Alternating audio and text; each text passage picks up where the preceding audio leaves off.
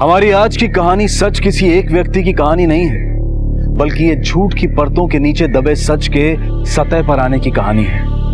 उस सच की जिसे 5 साल पहले दबा दिया गया था, या फिर यूं कहें कि जला दिया गया था।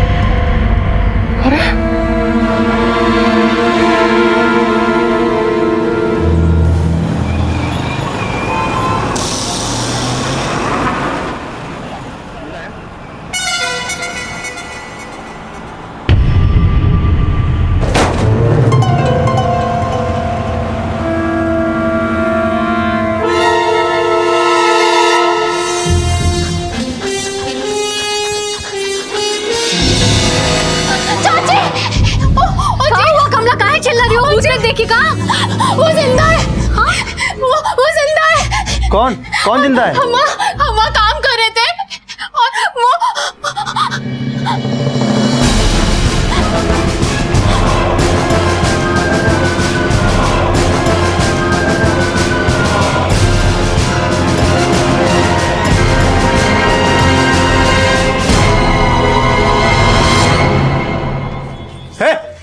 कहाँ घुसा रहा है? कौन है तू? ज्यादा ड्रामा करने की जरूरत नहीं है।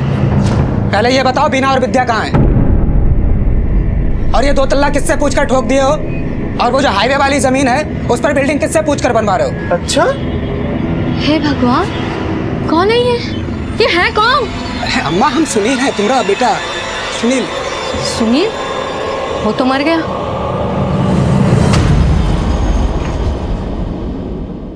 तुम्हारे सामने साक्षात खड़े हैं। अम्मा कैसे? कहाँ जा रहा है? ये बहरूपिया है, आप लोगों को पता है ना? 5 साल पहले अपने छोटे भाई का इन्हीं हाथों से क्रियाक्रम किए हैं, पता है ना आप लोगों को?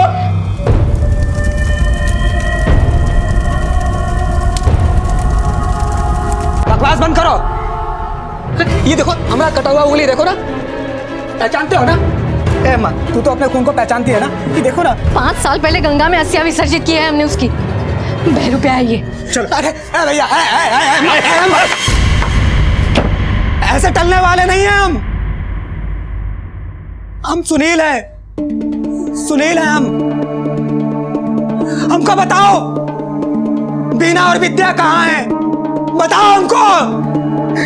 हम जिंदा हैं, अभी जिंदा हैं हम।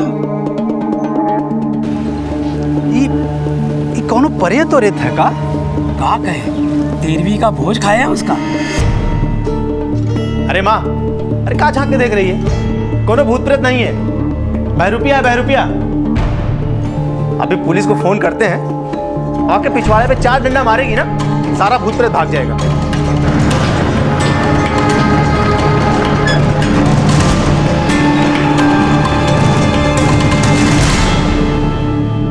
क्या हो रहा है ये?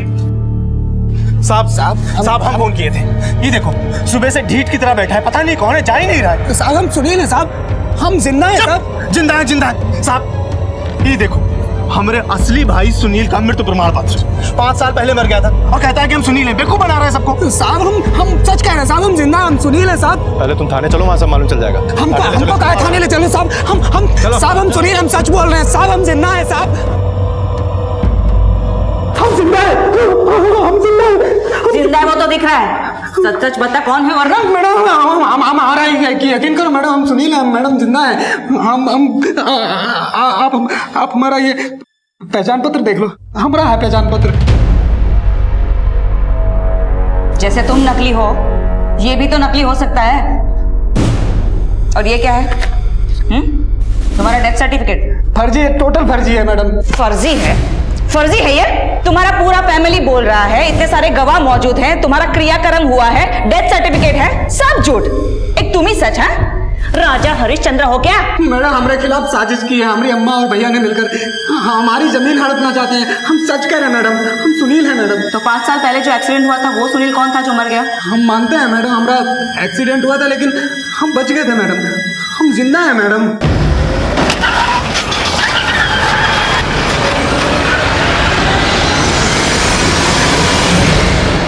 और होश आया 5 साल बाद। मैडम होश तो हमको सप्ताह भर में ही आ गया था अस्पताल में।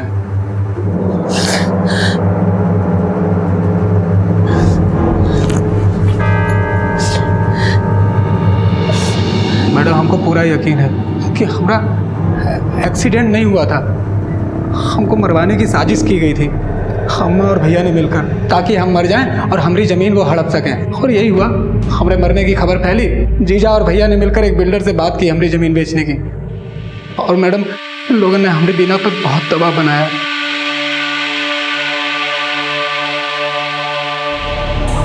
हमको लगने लगा कि अब यहाँ रहना खतरे से खाली नहीं है। और जब एक दिन बीना अस्पताल में आई तो हमने बीना से बात की। बीना, हमको नहीं लगता है कि ये लोग हमको चैन से रहने देंगे। अब हम सोच रहे हैं कि हम लोग इलाहाबाद वाला घर छोड़ के दिल्ली चले जाएंगे।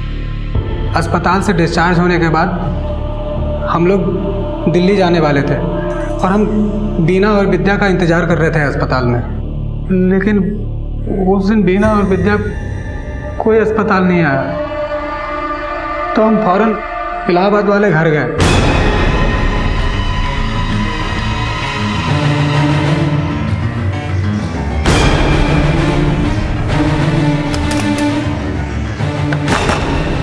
वहाँ देखा दरवाज़ा पहले से ही खुला था।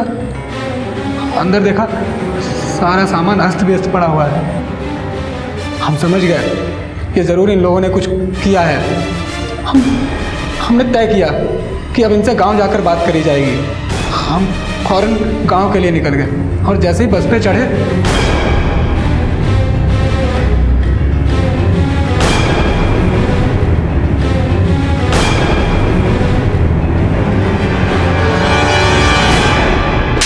ये सब हमारे भैया और जीजा का किया धरा है। पूरे 5 साल फर्जी सजा काटने इलाहाबाद जेल में, और जब जेल से छूटे तब से अपने बीवी बच्चों को खोज रहे। पता नहीं हमारी बेटी और हमारी बीवी कौन हाल।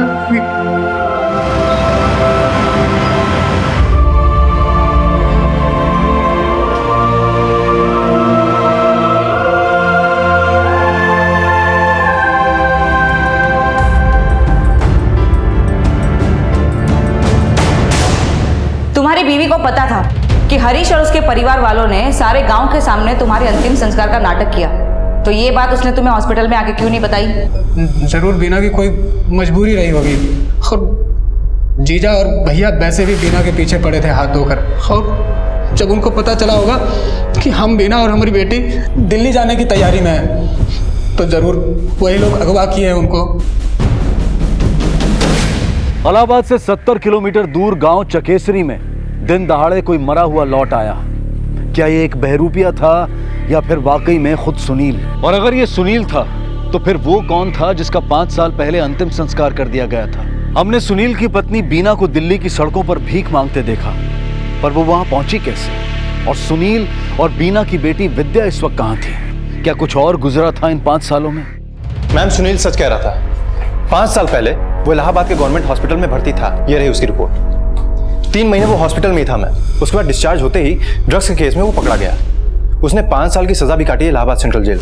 मैंने इलाहाबाद सेंट्रल जेल और गवर्नमेंट हॉस्पिटल दोनों के रिकॉर्ड्स चेक कर लिए। इसका मतलब उसकी पत्नी और बेटी की जिंदगी वाकई बहुत मुश्किल में होगी। यस मैम, लेकिन यहाँ पर नया सवाल ये भी खड़ा होता है कि जिस डेड बॉडी को सुनील की डेड बॉडी बताकर जलाई गई, वो किसकी डेड बॉडी थी? अब ये केस सिर्फ सुनील के जिंदा होने ना होने का नहीं रहा, किसी के मर्डर का भी है। ये जीजा, अम्मा, हरीश, सच क्या है अब तो यही लोग बताएंगे।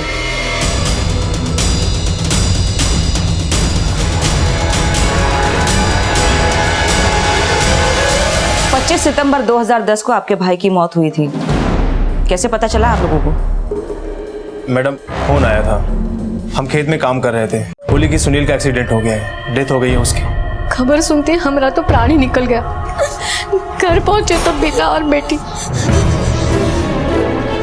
दादी, दादी।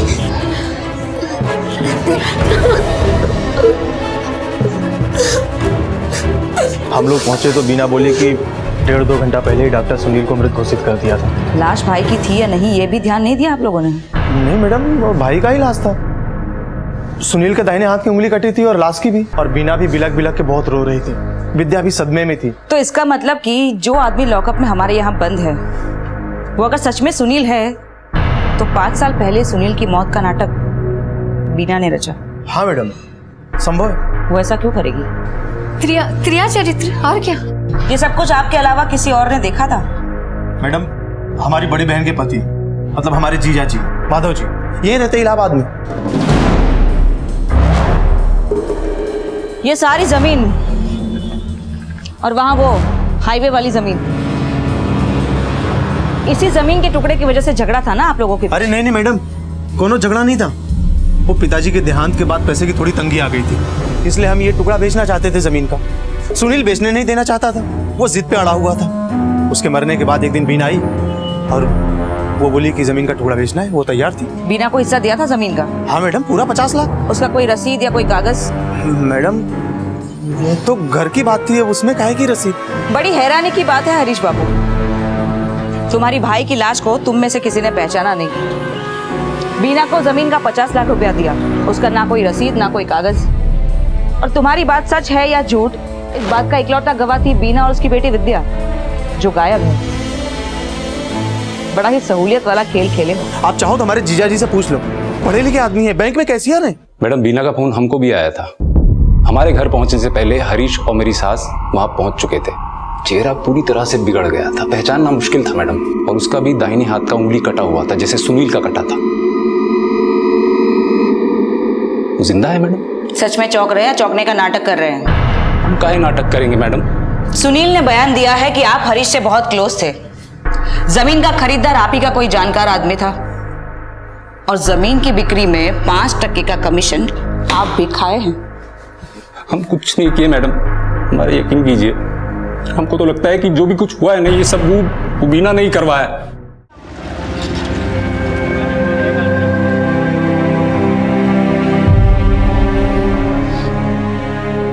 एक काम करो, बीना और विद्या की तस्वीरें सारे थानों में भिजवा दो, क्योंकि ये दोनों का मिलना हमारे केस की सबसे जरूरी कड़ी है। मैम, और इन लोगों के पुराने कॉल रिकॉर्ड्स निकलवाओ, 2010-11 के करीब के। Okay ma'am.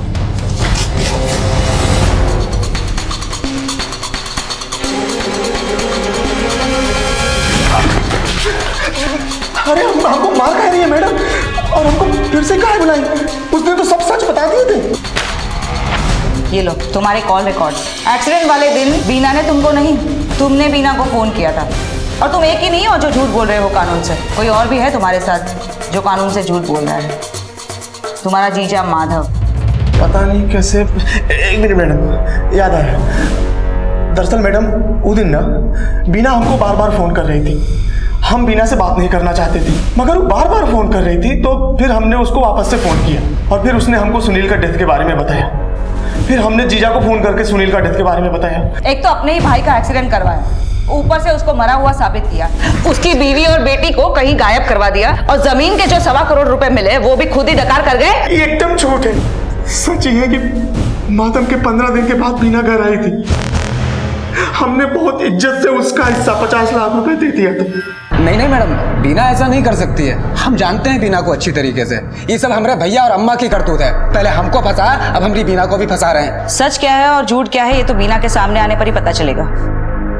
लेकिन अगर उसने 50 लाख रुपए लिए हैं तो इस वक्त तो वो ऐशो आराम की जिंदगी बसर कर रही होगी। 4, 6, 8, 9। ये सुन, बेसमेंट में चलेगी क्या? 500 दूंगा। चल 100 रुपये ले ज़्यादा ले बढ़ा के। अब चल ना। क्या? चल अब तो चल। चल 600। अरे क्या हुआ? चल ना, 600 दे रहा हूँ अब तो। 600 रुपये है, रख ले, काम हो जाएगा तेरा। भूख से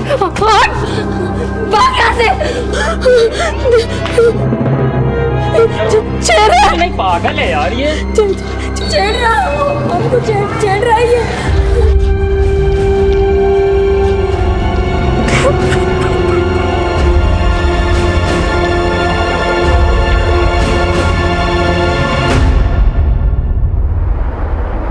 रुको मैम, यही है श्री लक्ष्मी नारायण अपार्टमेंट। हरीश के मुताबिक बीना गांव से आने के बाद यहीं पर शिफ्ट हुई थी। ये फ्लैट मेरा ही है और मैंने ही बीना को ये फ्लैट किराए पे दिया था। उसके पति की रोड एक्सीडेंट में मौत हो गई थी, कुछ याद है आपको? हाँ सर, बिल्कुल याद है। बीना की जोर जोर से रोने की आवाज आई।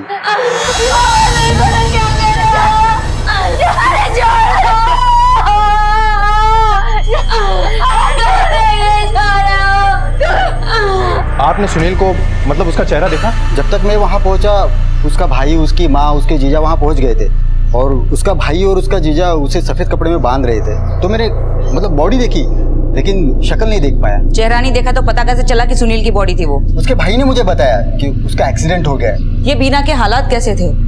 रुपया पैसा सब?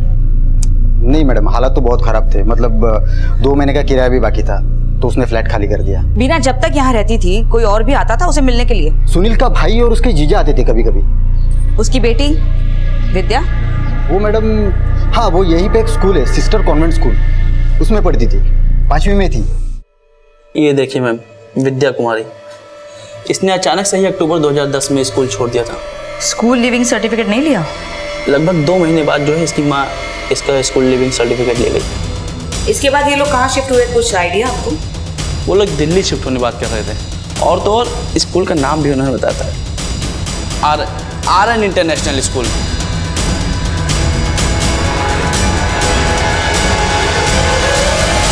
जी हाँ, यहाँ एडमिशन की बात हुई थी विद्या की। पिछले स्कूल के ट्रांसफर सर्टिफिकेट लाने के लिए बोला था हमने उसकी मदर को। जनवरी 2011। कोई कॉन्टैक्ट एड्रेस दिया था क्या आपको? एक मिनट मैम, एक लोकल एड्रेस दिया था विद्या की मदर ने। हमें वो एड्रेस चाहिए।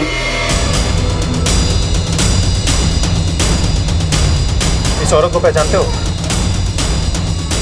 हाँ सर, 4-5 साल पहले ये लोग इस मकान में रहते थे सर। तो अभी ये माँ बेटी कहाँ गए? मालूम नहीं साहब, एक रोज एक आदमी आता साहब, इस औरत के साथ बहुत झगड़ा किया। मेरी बेटी को छोड़ मेरी बेटी को विद्या छोड़। और इसकी बेटी को साथ लेकर कहीं चला गया। कौन था वो आदमी? शक्ल याद है उसकी? 4-5 साल हो गए मैडम, रात का अंधेरा था, ठीक से मैं उसको देख नहीं पाया। ये बीना को 50 लाख रुपए देने वाली बात एकदम झूठी है, क्योंकि अगर उसे 50 लाख रुपए मिलते तो वो माँ बेटी इस तरह से दर दर की ठोकरें नहीं खाती। मुझे तो इस केस में बीना ही विक्टिम लगती है। सुनील की माँ, हरीश और माधव, ये तीनों मिले हुए हैं। पहले उन्होंने सुनील का एक्सीडेंट करवाया, पर जब सुनील बच गया तो उन्होंने किसी और की डेड बॉडी को सुनील की डेड बॉडी बताई। उन्होंने बीना को फोर्स भी किया कि वो सबके सामने इस डेड बॉडी को सुनील की डेड बॉडी बताए। डेथ सर्टिफिकेट के बिना पे सारा पैसा हड़प लिया और फिर बीना और विद्या को कहीं गायब कर दिया। यही नहीं, सुनील के हॉस्पिटल से डिस्चार्ज होने के बाद उसे झूठे ड्रग्स के केस में फंसा दिया। बहुत दूर तक सोचकर ये सब प्लानिंग की गई थी। लेकिन बीना और विद्या का मिलना बहुत जरूरी है, वरना हमारे लिए फैमिली के खिलाफ सबूत जुटाना बहुत मुश्किल हो जाएगा। एक काम करो, दिल्ली के सारे पुलिस थानों में इनकी तस्वीरें भेज दो। हर धर्मशाला, हर होटल, हर सड़क पे चेक करवाओ, पता करो बीना और विद्या कहाँ हैं।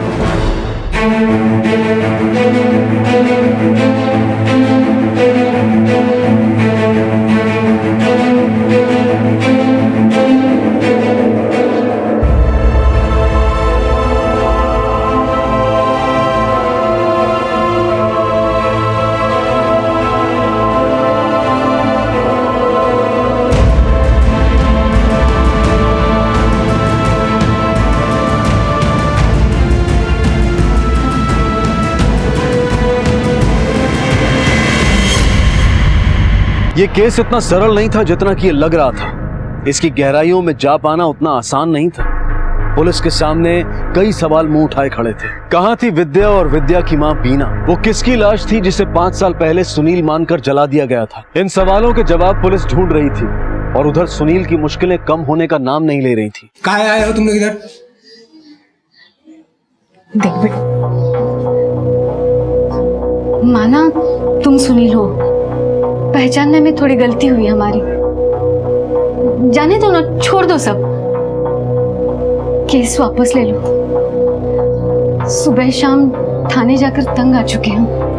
मारे अम्मा, पहले भी बड़के भैया की तरफदारी और आज भी इनको बचाने की कोशिश कर रही है। अब केस एक ही शरत पे वापस होगा। एक मिनट, का शरत? पहले तुम हमको ये बताओ, बीना और विद्या कहाँ है? कहाँ किडनैप करवा के रखे हो उनको?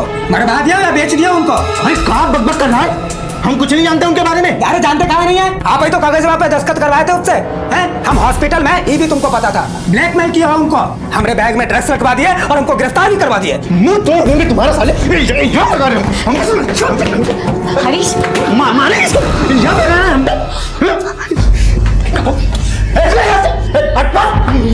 मार देंगे हम। चेतावनी दे रहे। पिछली बार तो नकली मौत थी, ये बार ना असली मारेंगे। तड़पा तड़पा के मारेंगे, तड़पा तड़पा के मारेंगे इस बार। 1000 रुपए दूंगा मैं। चल ना, यहाँ कोई नहीं देख पाए। चल ना, वो दिखाएगी क्या? चल इसको। नाम क्या है तुम्हारा?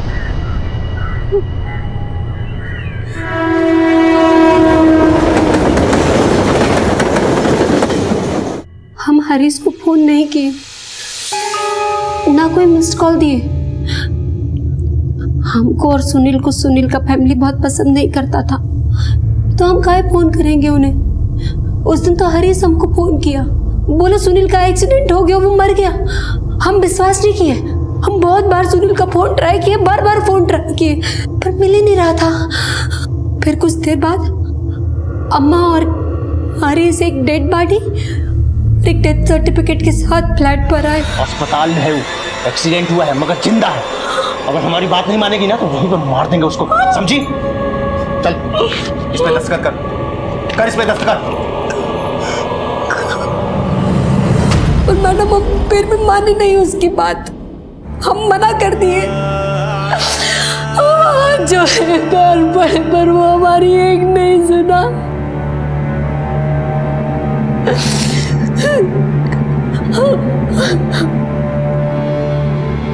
हमारे पास कोई रास्ता नहीं था मैडम।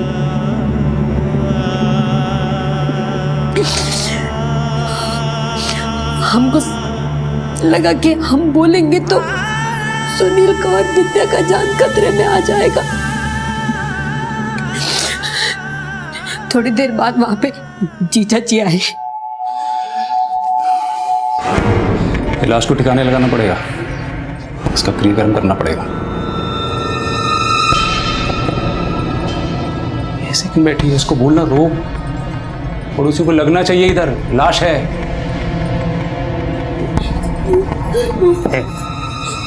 जोर जोर से रो, समझ गई? कि पड़ोसियों को लगे कि तेरे पति की मौत हुई है, समझ गई? चल रोना शुरू कर। इससे पहले बाकी लोग आते वो फटाफट लाश को कपड़ा में बांध दिया मैडम। हम अकेली औरत क्या करते? जैसा जैसा वो बोले हम किए। अगले दिन हम सब लोग गांव चले गए। पूरा गांव के सामने अंतिम संस्कार विधि विधान से किए।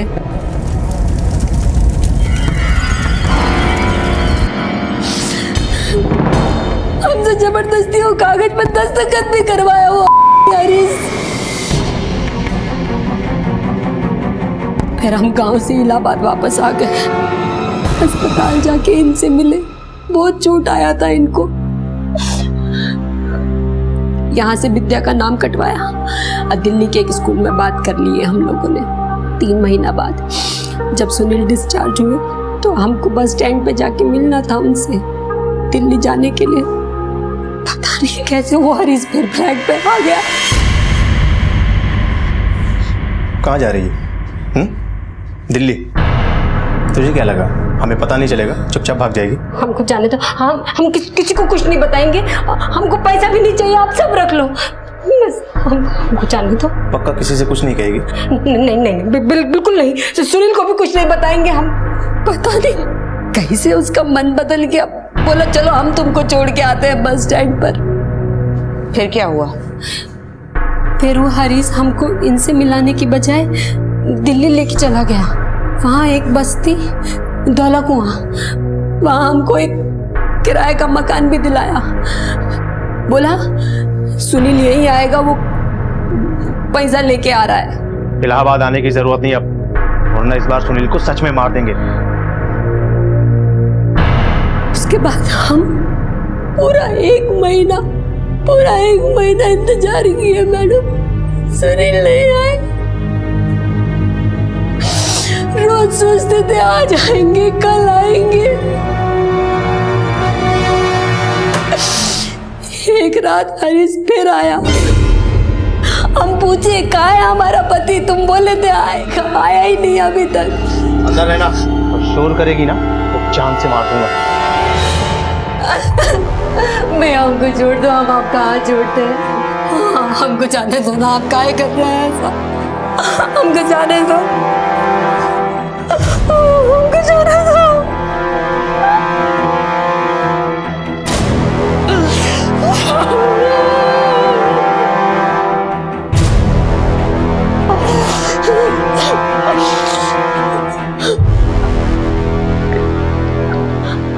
हमारी बेटी को लेके चला गया मैडम, विद्या को मार देंगे। सब लुट गया हमारा पति, बेटी, इज्जत।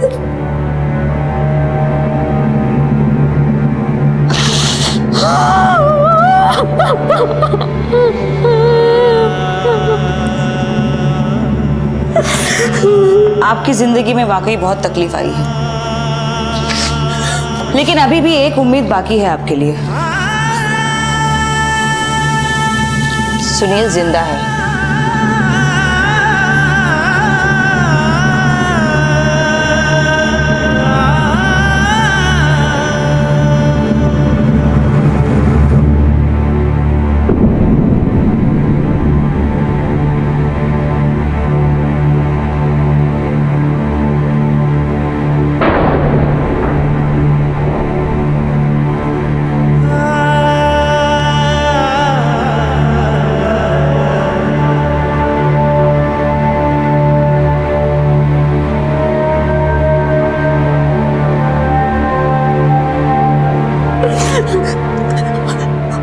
हमको माफ कर दीजिए, हम आपको कुछ नहीं पता, हम सबका जार खतरे में था इसलिए माफ कर दीजिए।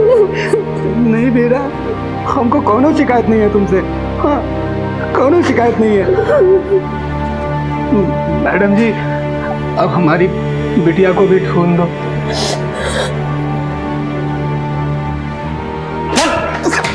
साहब, अरे साहब एकदम झूठ बोल रही है ससुरी, एक एक अक्षर झूठ बोल रही है। अरे हम उसके साथ कोनो दुष्कर्म नहीं किए हैं और ना हम उसकी बेटी को अगवा किए हैं। अच्छा, तो दिल्ली के धौला कुआं बस्ती में कौन गया? अरे साहब हम दिल्ली कभी नहीं गए। Madam madam madam madam madam हमको लगा था कि वो बॉडी सुनील का नहीं है, लेकिन हम सच कह रहे हैं मैडम, हम झूठ नहीं बोले। उसके मरने में हमारा कोई रोल नहीं था। हाँ, उसके मरने से हमको फायदा जरूर था। अगर वो जमीन बिकता तो 5% का कमीशन तय था, लेकिन वो जिद्दी सुनील वो जमीन बेचना ही नहीं चाहता था। मैडम हम किसी को नहीं मारे हैं। हाँ, जो हुआ उसमें हम पार्टिसिपेट किए थे। इसका मतलब हरीश और उसकी अम्मा ने मिलकर ये कांड रचा है। हाँ, हो सकता है मैडम। बीना के रेप के बारे में कुछ जानते हो?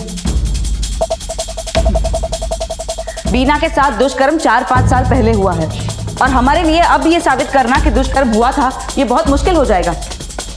और केवल 4 ही लोग सच जानते हैं, बीना, विद्या, अम्मा और हरीश। मैम आपको लगता है कि बीना झूठ बोल रही है? यकीन के साथ तो नहीं कह सकते, लेकिन लोग यहाँ पे बहुत सारी बातें कर रहे हैं। रोज रोज स्टेटमेंट बदले जा रहे हैं। आज एक बात बोलते हैं तो कल ठीक उससे उल्टी। मुझे लगता है इस केस का एक नहीं कई सारे सिरे हैं और हमें जरूरत है सही सुराग के सही सिरे को पकड़ने का। मेरे ख्याल से 2 सिरों के आधार पर हम इस केस की तहकीकात को आगे बढ़ा सकते हैं। सबसे पहला सिरा ये कि हरीश उस लाश को उस फ्लैट में कहां से और कैसे लाया। एक काम करो, सभी लोकल थानों में जाकर वहां का मिसिंग रिकॉर्ड चेक करो, पता करो कि इस तारीख के आसपास 5 साल पहले किसी की गुम होने की रिपोर्ट दर्ज हुई है। और दूसरा सिरा? विद्या। विद्या कहाँ है? कल रात का कस्टमर बहुत खुश नहीं हुआ तुझसे, बोला मजा ही नहीं आया। और आपने जैसा बोला था मैंने वैसा ही किया।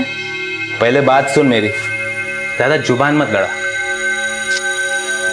देखो क्या है ना कि आजकल सिर्फ शरीर का ही नहीं, मन का भी सुख देना पड़ता है मर्दों को। औरत नहीं, बिस्तर पे उनको प्रेमिका चाहिए, लवर, गर्लफ्रेंड। तू समझ रही ना मैं क्या बोल रहा हूँ? पहले किस विस, फिर बाकी से। हाँ? मैंने इलाहाबाद के सभी थाना क्षेत्रों से पता कर लिया है। 5 साल पहले उस तारीख के आसपास कोई ऐसी मिसिंग रिपोर्ट दर्ज ही नहीं हुई जो कि अनसुलझी रह गई हो। मैम, हो सकता है कि वो लाश किसी भिखारी की हो या फिर किसी बेघर की। एक काम करो, उस तारीख के आसपास सभी छोटे बड़े हॉस्पिटल्स और मॉर्चुरीज में पता लगाओ और पता करो कि 25 सितंबर की रात के आसपास कोई लाश वहां से गायब तो नहीं हुई। Okay ma'am.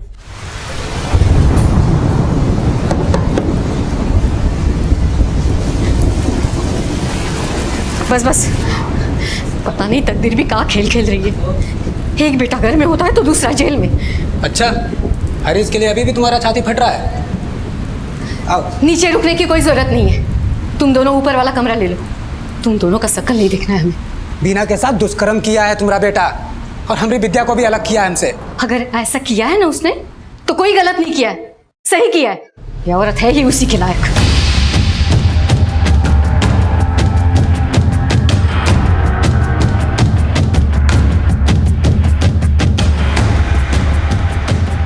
साहब 2010 में एक यहाँ से लाश लापता तो हुई थी, काफी हंगामा भी हुआ था। लाश गायब हुई थी तो कोई तो आया होगा ना उसकी खोज खबर लेने के लिए। साहब वो लाश तो लावारिस की थी, किसी ने क्लेम भी नहीं किया। बाद में वो मैटर धीरे धीरे ठंडा होते गया। अच्छा, क्या तुम बता सकते हो कि लाश किस महीने में किस तारीख को गायब हुई थी? ऐसे तो मेरे ख्याल से सितंबर में ही कुछ हुआ था ये, मतलब 20 और 25 के आसपास ही, क्योंकि 28 को मैंने ज्वाइन किया था, उसके कुछ दिन पहले ये सब कुछ हुआ था। मौके के आगे सीसीटीवी कैमरा तो होगा ना? हाँ है ना सर, है। उस दिन की फुटेज मिल जाएगी क्या मुझे? हाँ सर है, लाश चोरी हो गई थी ना, इसलिए हम लोग ने वो फुटेज संभाल के रखा है।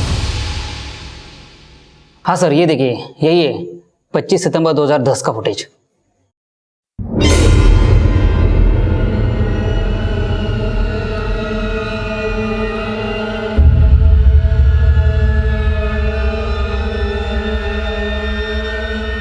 एक मिनट, थोड़ा सा पीछे करो। बस पॉज करो यहाँ।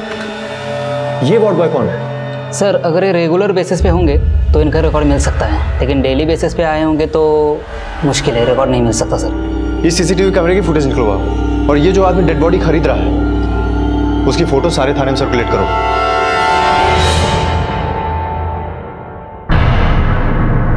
नहीं मैडम, हम लोग नहीं पहचानते हैं। ठीक है, आप लोग जा सकते हैं। नमस्ते मैडम।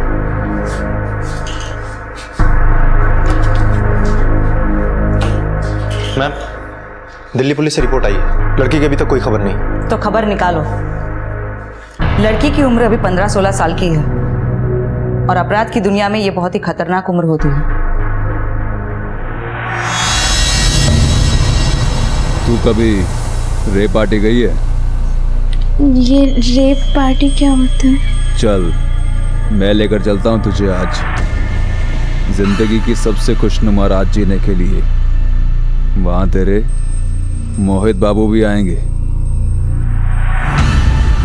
पुलिस के लिए अब यह केस चंद विकल्पों पर ही आधारित था। जिस वार्ड बॉय ने लाश का सौदा किया था उसे तलाशना, और जिसने लाश को खरीदा था उसका पकड़ा जाना, और फिर विद्या की खोज, जो कि इस केस की एकमात्र ऐसी गवाह थी जो शायद वो जानती थी और कोई नहीं जानता था। हरीश और माधव बेल पर रिहा हो गए थे, और हरीश और सुनील दोनों भाई उसी घर में एक छत के नीचे रह रहे थे, बिना एक दूसरे से कुछ कहे सुने। घर में हर वक्त एक मातमी माहौल छाया रहता था। ऐसा लगता था कि सच कभी सामने आएगा ही नहीं, न्याय कभी मिलेगा ही नहीं। और फिर एक रोज चकेसरी थाने में पुलिस के पास एक कॉल आया। मैम, दिल्ली के पुलिस स्टेशन से फोन आया था। वहां पर मेहरौली में एक फार्म हाउस से रेड पड़ी है। रेप पार्टी चल रही थी वहां पे। कुछ लोगों को गिरफ्तार भी किया गया है। 2-3 कॉल गर्ल्स भी हैं उसमें, लेकिन उनमें से एक कॉल गर्ल अपनी उम्र 15 से 16 साल बता रही है और अपना पता उसने बताया है चकेसरी, जिला इलाहाबाद का। उनसे कहो कि उस लड़की को वहां से निकलने ना दें। Okay ma'am. कोई और भी है उसके साथ? मैम, एक कस्टमर था और कोई एक मोहित नाम का आदमी भी।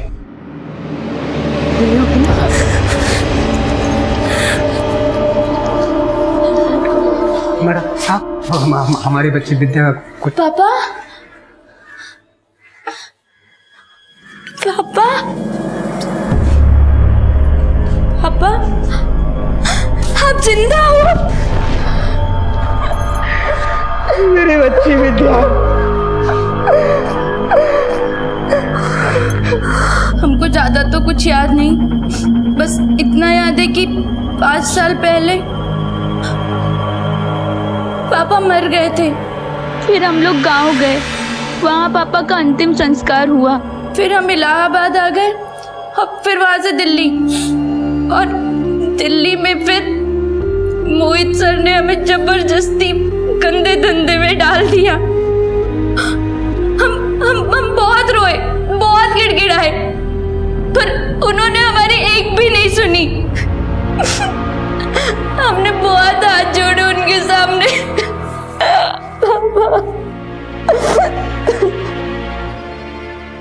मोहित। जी मैडम। ये लड़की विद्या कहाँ मिली तुम्हें? मैडम, मुझे कुछ भी नहीं पता। मैं तो मेहरौली पार्टी अटेंड करने गया था। उस लड़की को मैं नहीं जानता मैडम, विश्वास कीजिए मेरा, इस मामले में मेरा कोई रोल नहीं है। तुम्हें दिखाते हैं तुम्हारा इस मामले में क्या रोल है। ध्यान से देख। अब सब कुछ सच सच बताना है या खातिर की जाए तुम्हारी? अरे मैडम, बता दो मैडम, बता दो। उस रोज सुनील का एक्सीडेंट मैंने किया था।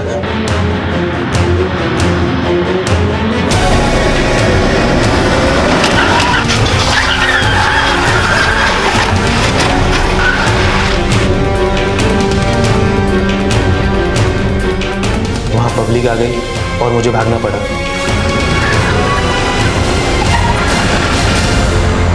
मेरा काम अधूरा रह गया और ये बताने के लिए मैंने फ़ोन लगाया। फिर हमने एक नया प्लान बनाया, एक दूसरी लाश लेने की। मैं हॉस्पिटल गया और पैसे देके एक नई लाश खरीदी। अब पत्थरों से उसका सर कुचल दिया और उसकी उंगली काट दी। फिर मैंने उसके हाथ पे गाड़ी चला दी ताकि लोगों को ऐसा न लगे कि उसकी उंगली ताजी कटी है। किसके लिए किया ये सब? किसके लिए किया? मैडम, तुम्हारी पत्नी बीना कहाँ है? साहब अभी थोड़ी देर पहले बाहर गई।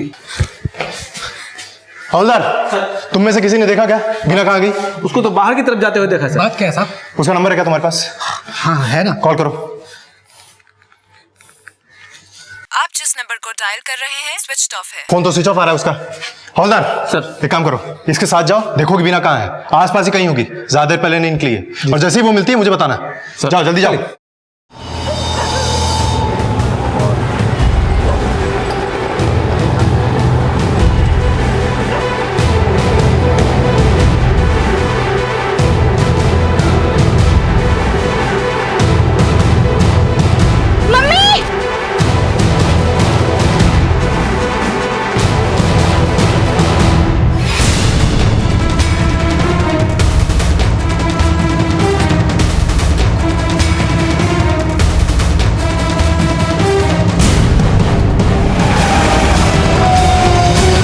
मैडम, मैं यहाँ इलाहाबाद आया था।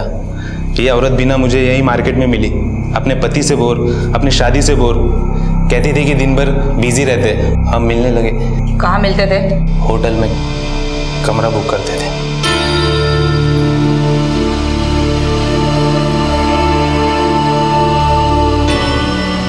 रोज रोज छुप छुप कर मिलना हमें अच्छा नहीं लग रहा था, तो हमने बीना को भगाने का प्लान किया।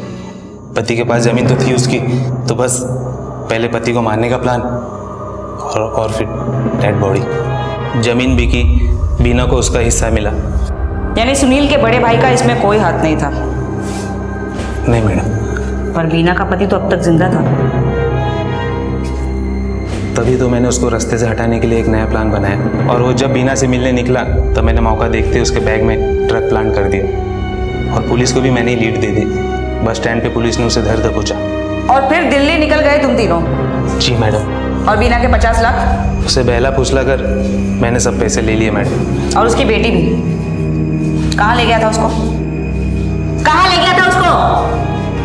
मैडम उसे दिल्ली लेके गए, वहाँ कॉल गर्ल के धंधे में सब अपने लोग हैं, वो उस पर बेच दिया उसको। बेटी वेश्यावृत्ति में और माँ को भिखारन बना के सड़क पे छोड़ दिया भीख मांगने के लिए।